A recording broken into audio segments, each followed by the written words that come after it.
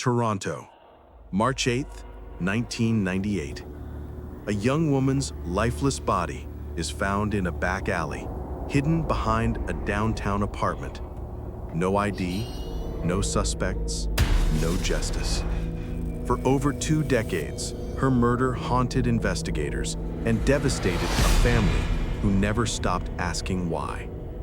Now, after 26 years, a single strand of DNA and a silent genetic breadcrumb trail have brought answers. But what it revealed was more disturbing than anyone imagined. Donna Ogilvie was just 24 years old when her life was violently stolen. A mother, a daughter, a young woman trying to find her way. She had come to Toronto from British Columbia, likely looking for work, perhaps a fresh start. The city can be unforgiving, and for Donna, it was. She'd been in Toronto for only 5 weeks. She was working in the sex trade, one of society's most vulnerable and often ignored communities. But Donna wasn't invisible. She had family. She had a child. She had a name. And when she didn't come home, someone missed her. On March 8, 1998, just after sunrise, officers from Toronto's 51 Division responded to a call. In the rear parking lot of 130 Carlton Street, they discovered Donna's body. The scene was grim. There were clear signs of a struggle. The cause of death was ruled as strangulation. With no immediate suspect and few witnesses, the investigation quickly stalled. And for over 2 decades, the file gathered dust in a cold case drawer. But it was never forgotten.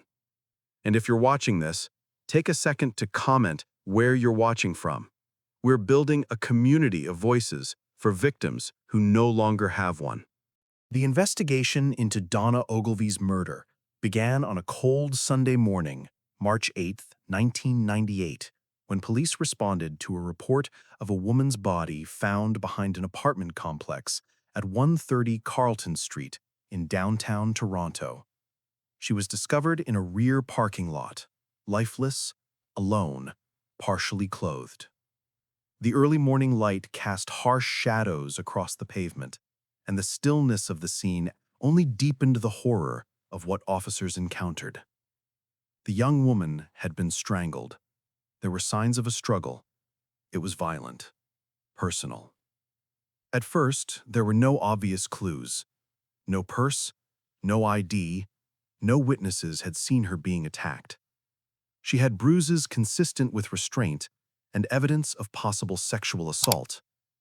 Officers secured the scene and quickly launched what would become a long and frustrating investigation. Within hours, the victim was identified as Donna Ogilvie, a 24-year-old woman who had come to Toronto from British Columbia. She had been in the city for about 5 weeks and was known to be working in the sex trade, a reality that often made police investigations more complicated. That stigma, whether spoken or unspoken, meant that cases like Donna's didn't always receive the urgency or public attention they deserved. Still, detectives from the 51 Division and the Homicide and Missing Persons Unit worked the case with diligence. They tracked down known associates, interviewed people in the neighborhood, collected evidence from the crime scene, including a biological sample believed to have come from the killer. A full male DNA profile was developed. In 1998, DNA profiling was still relatively new in Canadian policing. Though the technology could tell them they had a distinct suspect, there were no matches in the National Offender Database and no way to connect that DNA to a name. They pursued every lead that came in. There were theories: a bad date, a violent John, someone from out of town. Her lifestyle made her vulnerable, and her case was tragically one of many involving women in high-risk situations during that era. Still, the DNA gave them hope. If not now, then someday they might have the tools to use it. Over the next 2 decades, the file was reopened several times. Forensic science advanced. but the profile remained unlinked. There were no known suspects. The evidence, solid yet silent, waited. In December 2019, the Toronto police made a bold move. They released a YouTube video about Donna's case, appealing to the public for tips. It brought renewed attention, but no concrete breakthroughs. Then, in October 2021, her case was featured on the Toronto Police podcast series 22 Division Homicide, which focused on unsolved murders. Donna's name and her story once again reached the ears of listeners who had never heard of her. Still, no arrests, no answers. Until the cold case unit decided to try something new, something that had recently cracked cases all over the world. Investigative genetic genealogy. In 2022, the Toronto police partnered with Othram, a cutting-edge forensic genetics lab based in Texas, USA. Othram specializes in applying advanced DNA sequencing to cold cases, particularly those with biological evidence collected decades ago. The DNA sample from Donna's case, preserved since 1998, was sent for single nucleotide polymorphism, or SNP testing, a much deeper genetic scan than traditional STR profiles. This allowed analysts to create a comprehensive genetic profile suitable for comparison against public genealogy databases. This wasn't the same as CODIS. This was a new frontier.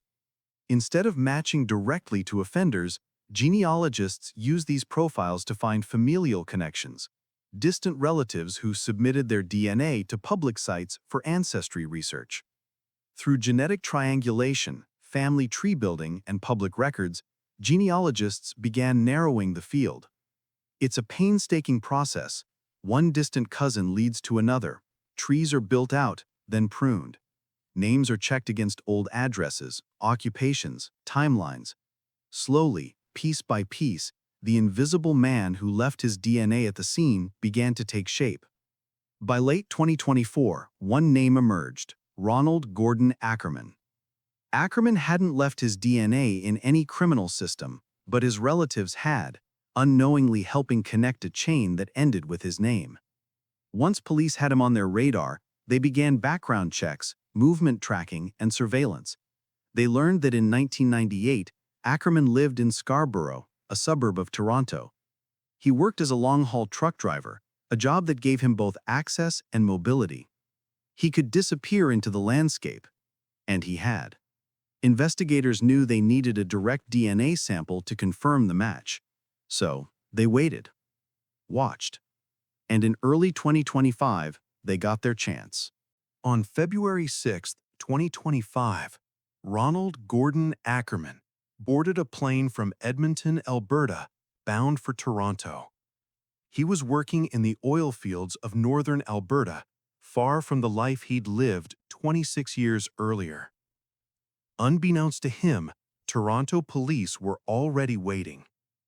Just after midnight, Ackerman landed at Pearson International Airport, where he was arrested without incident by officers from the Homicide and Missing Persons Unit. His DNA, collected covertly from discarded materials during surveillance, had come back as a 100% match to the sample found on Donna Ogilvie in 1998. Ackerman, now 50 years old, had never been arrested for a violent crime. He wasn't in the system, but his past finally caught up with him thanks to his bloodline. He was charged with first-degree murder and taken into custody. He has since entered a not guilty plea, and his case is currently pending trial. Ackerman had been living in Gander, Newfoundland, but his time as a truck driver in the 1990s placed him in Toronto at the exact moment of Donna's murder. Police now suspect he may have committed other crimes, possibly other sexual assaults or homicides that haven't yet been linked to him. We need to find out what he's been doing over the past 25 years to make sure there are no other victims, said Detective Sergeant Stephen Smith. With advances in forensic genealogy, becoming more widely adopted, it's possible this arrest won't be the last.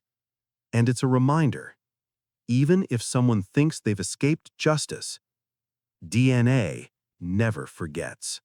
After 26 years, Donna Ogilvie finally has a voice again. Her case is no longer a file buried in a cabinet. It's a symbol of what persistence and technology can achieve. Her family hasn't spoken publicly, but investigators acknowledge their grief and strength. For more than 2 decades, they carried the unbearable burden of silence, and now they can finally begin to heal. The case reminds us that no one is truly forgotten, not while science advances, not while detectives keep digging, and not while people like you keep watching, remembering, and caring. Justice moves slowly, but it moves. If you believe in justice for victims like Donna, take a moment to subscribe to this channel, like this video, and share it with someone who needs to see that cold cases can be solved. And if you're watching from anywhere in Canada or beyond, drop your location in the comments. Together, we're keeping these stories alive. Justice has no expiration date.